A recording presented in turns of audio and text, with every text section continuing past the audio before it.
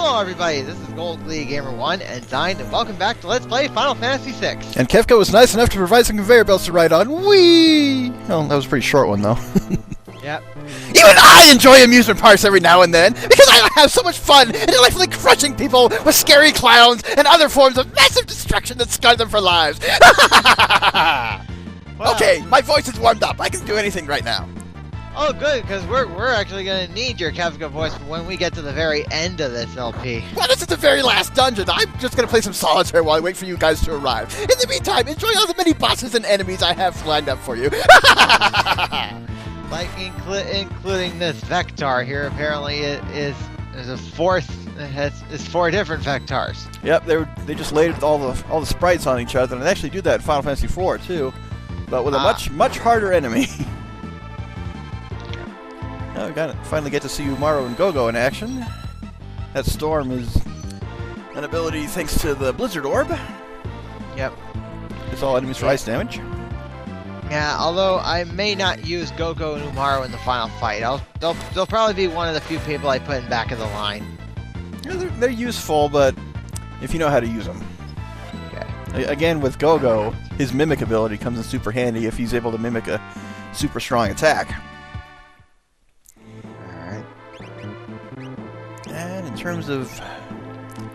In terms of healing, remember that Gogo has every spell that all the other people in the party have learned that are currently in the active party. Yeah, he's the only one that seems where you can actually change what abilities he uses. Courtesy of him being a mimic. Okay. And we fought these guys before, but... one thing about Kyan's sword techniques is number 7 is a much more powerful version of number 4. Well, I stopped it at 4 because of how much time the enemies take use before they attack again. Yeah, one of the tricks to his sword techniques is get everyone else starting their attack animations and have Kyan go last. That way you have time to charge up while the others take their turns, and when he's done, the other teammate will have their turns back again. Oh, okay. Exactly. Yeah. So Kyan should have been in back of the line then, huh? Well, it doesn't matter where he is in position, just so long as you manipulate the turn order. Again, if you push Y or X, there's the Rage Ring in action. Not quite the Hurley Gloves from Mario RPG. But if you push Y or X on an active party member, it'll switch to someone else without using up their turn. Y will go up, X will go down in line, if I remember correctly.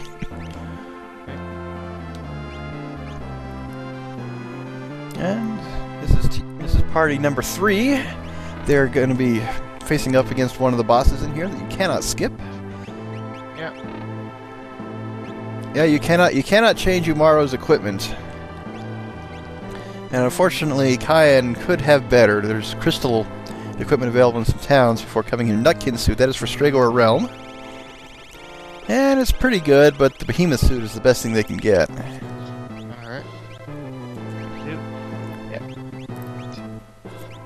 Yeah, check each one, see what actually it does. So. Yeah, and why is an old man wearing little animal costumes? That brings up something unusual. And given the fact that Kyan has the offering equipped, there's really no need to even use his level 4 sword technique, because Fight will just do 4 attacks right on their own. I forgot he had that.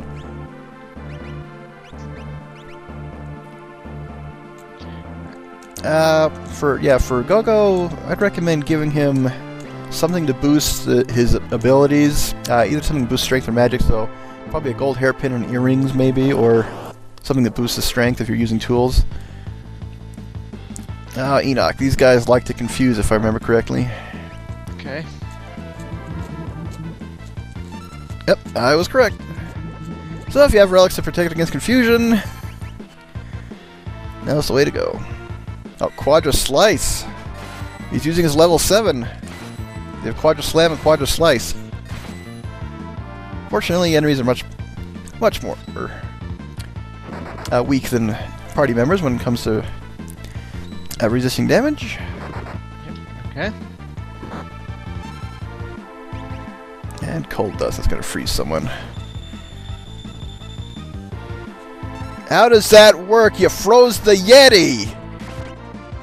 And there's the offering in action.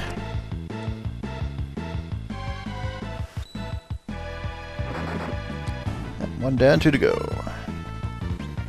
Because aren't Yetis already cold-blooded? So. Oh, not cold-blooded, but they have so much hair they just resist cold completely, pretty much. Ah. Empower. I don't remember what that one does. So that would be a logic fail then. Yep. Okay. Okay. Empower absorbs HP and MP from an enemy. It's kind of not worth the effort, unfortunately.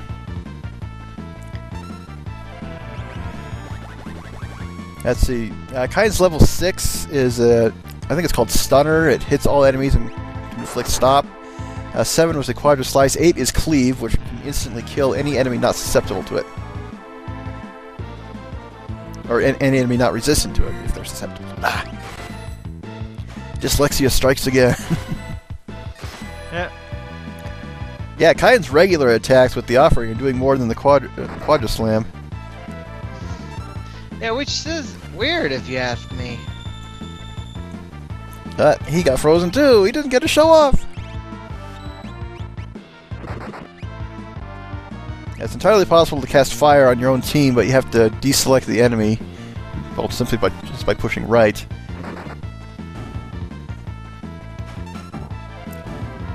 And Umaro's Revenge. Yeah. Freeze him, he'll slam a bodybuilder in you.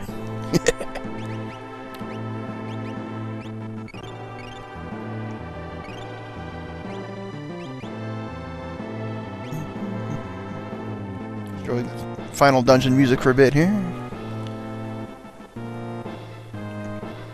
Yeah, a bit of a dead end back up there, but some pretty useful treasure. The way forward is at the bottom here. And I didn't get to make an empowered, the hero we named empowered joke back in that other battle. Too late. Okay, everyone's in the back row, so they'll dish out and take less damage, but I wonder if the rage ring was affected by that. 'Cause he still did a lot.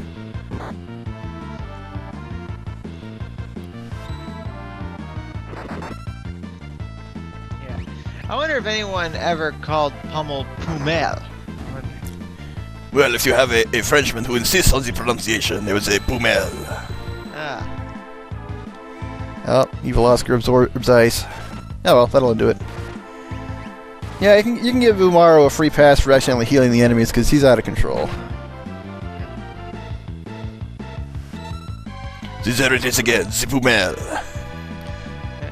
Even he decides to mimic the Poumel. Now I'm going to make this a running gag. Ah, so the French pronounce it Poumel, but here in America we say Pummel. Either that, I'm just making fun of the French. Oh. Man, everything's healing the Evil Oscar. Well, that probably does absorb every element. But fortunately, you have the Poumel for non-elemental damage.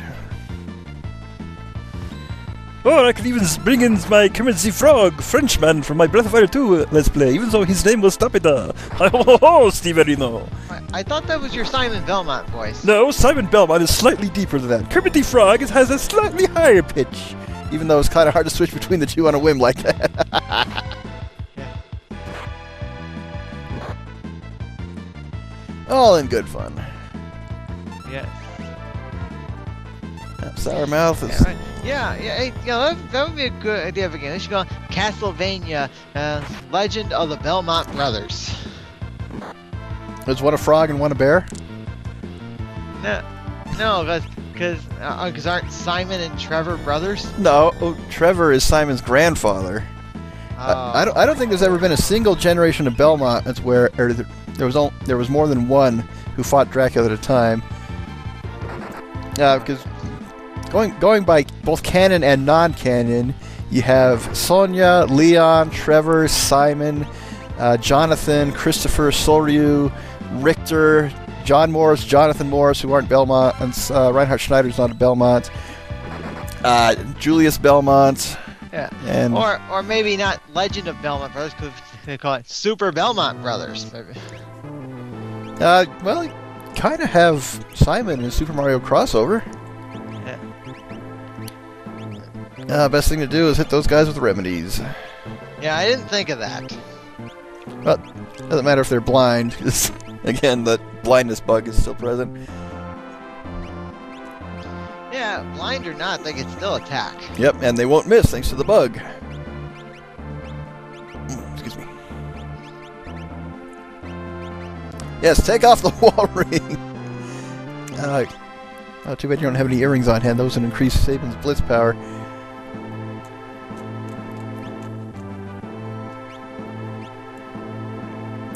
Yeah, I actually went through. I'm doing some off-screen grinding for my LP, and I found they only sold sprint shoes in Albrook.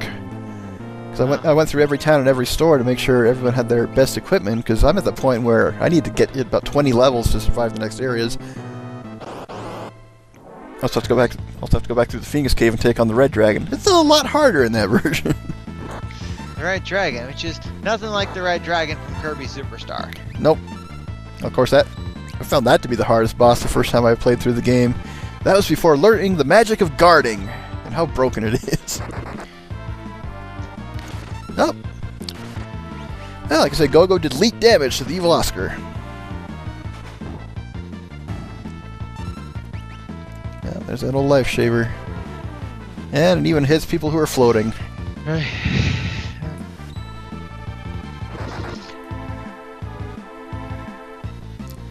Get back to the Pumel.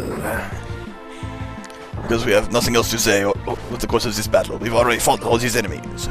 Yes, we have.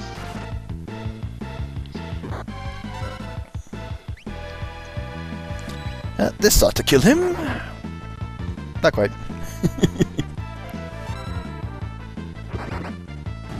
Yeah, the best way to work with Go-Go is give him abilities that the other party members don't have. So, like, he has tools when he needs to attack on his own, but when he wants to mimic a blitz, he can just mimic a Saban in there and be useful that way. And one of the things that really makes him useful is if you have someone in the party who has the gem box equipped, they cast 2 spells, and then he mimics that. He casts the same 2 spells with no MP cost. So even though he's not the best fighter, he's still a super useful character when utilized properly. And the way forward is to the left. Back and to the left. Back to the factory area. And more conveyor belts.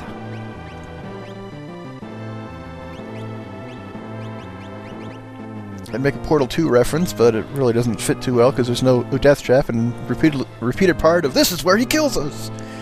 Nope. Don't you mean she isn't GLaDOS a female? Nope, because at that point in Portal 2, the villain has changed. I'm not going to say any more. Oh, okay, so GLaDOS was only in Portal 1. That's all I'm going to say. I'm not going to say anything else. Okay. Fortress, these guys are new. They're upgraded version of previous Magitech enemies from the same area in the first game. Okay. Yep, that offering's definitely doing more than the Quadra Slam. Fireball? Actually, that shouldn't hurt Umaro. Yep, because he's got the Snow Muffler equipped. The Snow Muffler is the best piece of equipment in the game. Yeah. And so Umaro is immune to fire. Yes. And you can actually get more of those Snow Mufflers in the Coliseum. And both Gao and Mog can also equip them. But they do require knowledge of the Coliseum and getting some rare items. Okay. I don't remember the path to get it off the top of my head. Alright. But yeah, some of the items in the game you can only get through the Coliseum. Like if you got the Ragnarok sword, you can trade that in for the Illumina sword, which is pretty cool, but not overly necessary. You can get the Snow Muffler through that, as I mentioned, and one of the best relics in the game called the Merit Award, which allows someone to equip anything in the game, any piece of equipment. And I mentioned it before, and that is how you get Wind God Gao. That, again, takes time and knowledge of the Coliseum. Are you guys dead yet? Okay, one down. Okay. Yeah, I feel like these guys take forever to do. Well, they have high defense and a lot of HP. Snowball shouldn't hurt him either. Oh, what? That's lame. I mean, you are a creature that thrives in those cold environments, Umaro. And it's just like Lady Lexus said in Super Empire Strikes Back: a snowball should never hurt anyone in video games. Well, that one enemy has ice breath. Yep. And the planet Haas is a little bit too cold for people.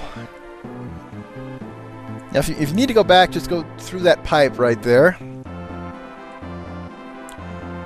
And save point. So, yep. Definitely a good time to rest up before moving on, because that walkway up there kind of looks like it's housing something. And that's the end of the video.